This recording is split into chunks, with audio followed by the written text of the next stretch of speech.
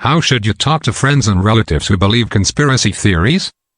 By Mariana Spring, Specialist Disinformation Reporter. CIA sent a detailed directive to all of its bureaus, titled Countering Criticism of the Warren Commission Report. The dispatch played a definitive role in making the conspiracy theory term a weapon to be wielded against almost any individual or group calling the government's increasingly clandestine programs and activities into question.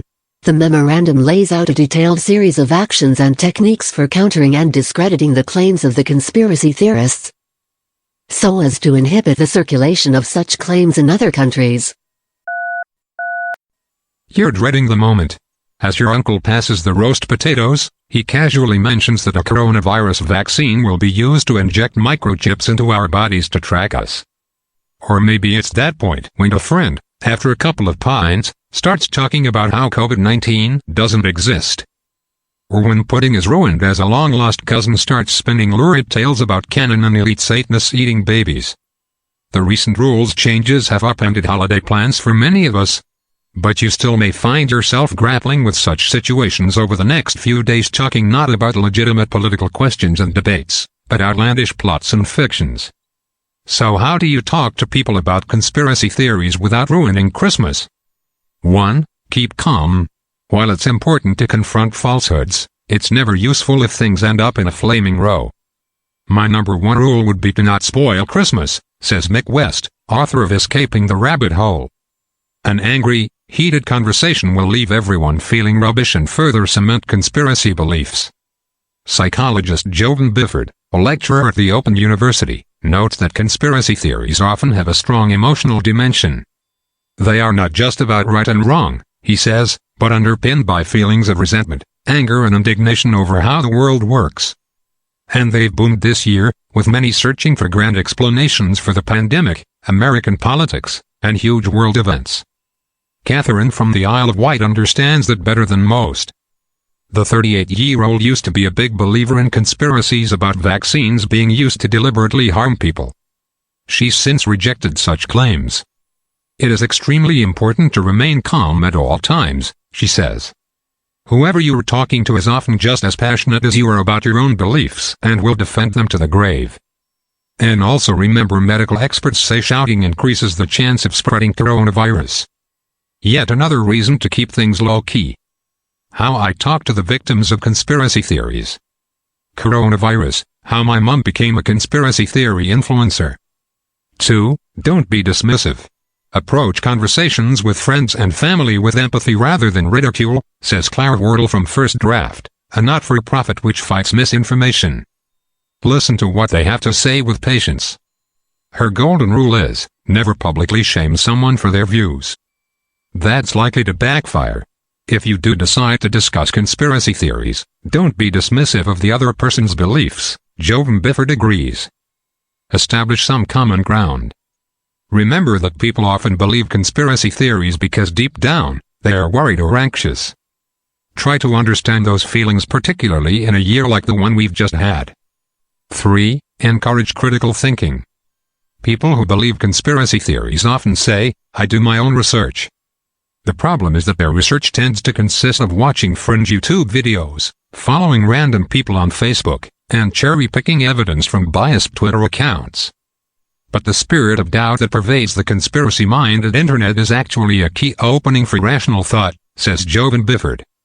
Many people who believe in conspiracy theories see themselves as healthy skeptics and self-taught researchers into complex issues, he says. Present this as something that, in principle, you value and share.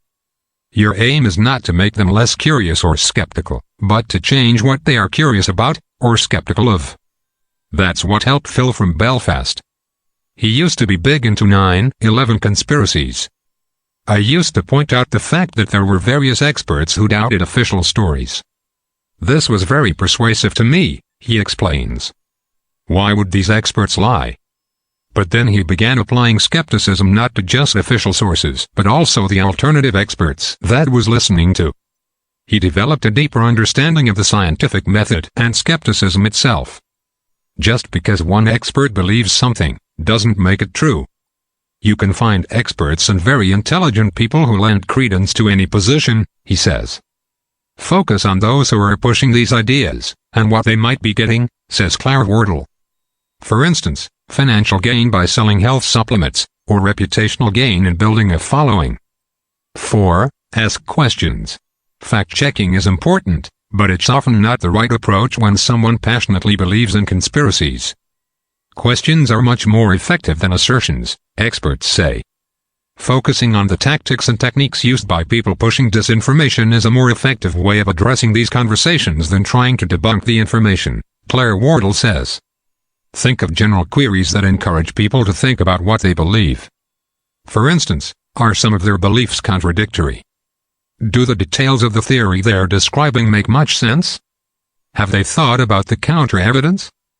By asking questions and getting people to realize the flaws, you ultimately get people to doubt their own confidence and open them up to hearing alternative views, says former conspiracy believer Phil. 5. Don't expect immediate results. You might be hoping that a constructive conversation will end with some kind of epiphany over Christmas pudding, but don't bet on it. For those who have fallen deep down the conspiracy rabbit hole, getting out again can be a very long process. Be realistic about what you can achieve, psychologist Jovan Bifford warns. Conspiracy theories instill in believers a sense of superiority. It's an important generator of self-esteem which will make them resistant to change.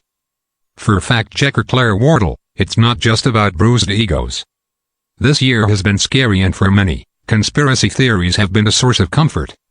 Recognize that everyone has had their lives turned upside down, and is seeking explanations, she says. Conspiracy theories tend to be simple, powerful stories that explain the world. Reality is complex and messy, which is harder for our brains to process. But the experts agree that even if you don't see immediate results, don't give up.